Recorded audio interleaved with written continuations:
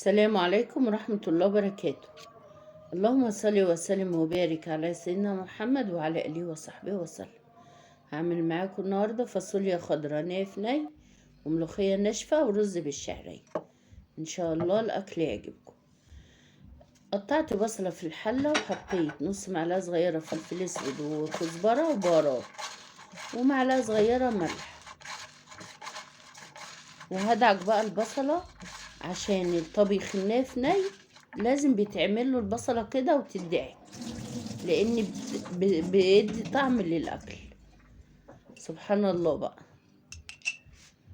حط معلقة صغيرة توم مفروم ومكعب مرق،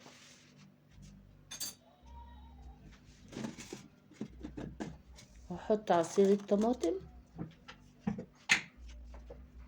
وهقلبهم مع بعض.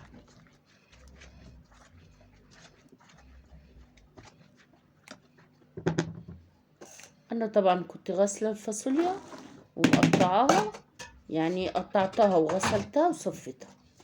ده نص كيلو فاصوليا خضراء.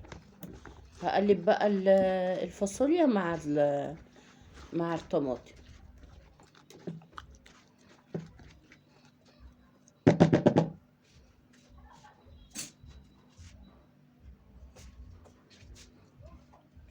وهحط لها بقى معلقه سمنه، معلقه كبيره.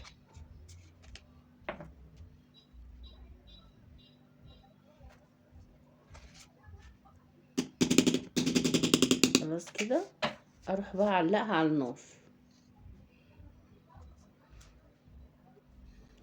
اعلقها على النار اهو، على نار درجة حرارة متوسطة، واغطيها واسيبها لغاية ما تغلي.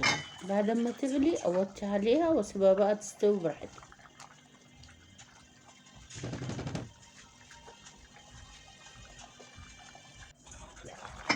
وهنا كانت خلاص استوت وهطفي عليها.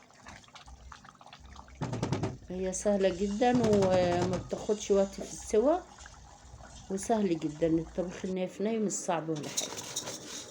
هعمل بقى رز بالشعرية. حطيت طبعا معلقة سمنة كبيرة وشوية زيت، وبعدين حطيت الشعرية لما السمنة سخنت.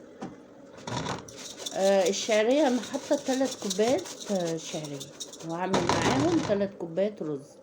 انا بحب الشعرية قد الرز، بتدي طعم جميل قوي الشعرية للرز لما تكون كتير. حطيت له شوية ملح. الشعرية بتساعد على تحمير الشعرية اوان، وكمان بيبقى لونها كلها موحد، بيبقى لونها كلها دهب موحد. بعدين غسلت الرز وحطيته، وحطيت الملح برضو بقية الملح، واديله بقى تقليبة حلوة كده، وشربيه بقى بمية مغلية من الكتل. انا بحط في الكتل مية واغليها واشرب بيها الرز. بتخلي الرز في منتهى الجمال وما يعجنش منك ويطلع حلو قوي.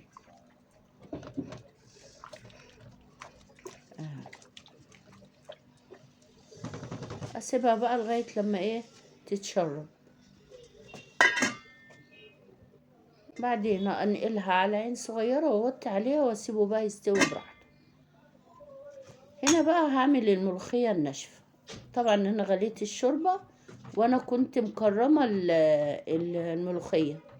بجيبها كرمة الاول، يعني بجيبها من الفلاحة واكرمها، وبعدين اعمل بقى بيها.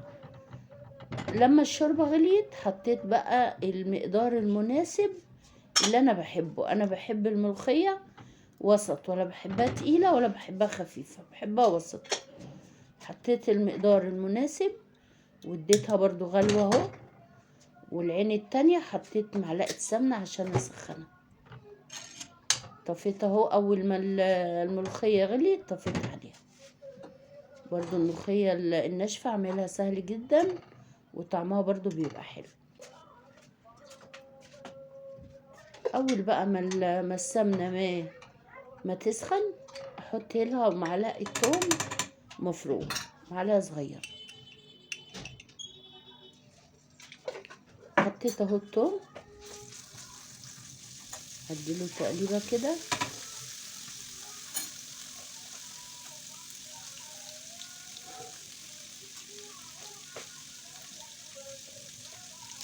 حطيت مكعب مرقة.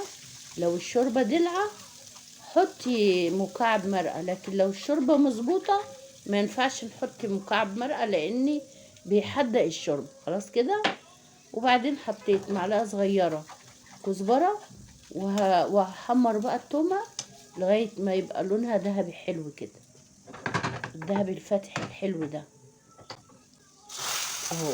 وتروحي طشها بس يا ستي، وتاكلي بقى احلى ملوخية بألف نفس. طعمها كان في منتهى الجمال اهو. انا بحبها بقى كده، ولا خفيفة ولا تقيلة. وهنا بقى قدمت الاكل اهو، فاصوليا وملوخية ورز بشعرية وترشي، وانا كنت محمرة بانيه. وربنا يديمها نعمة علينا يا رب.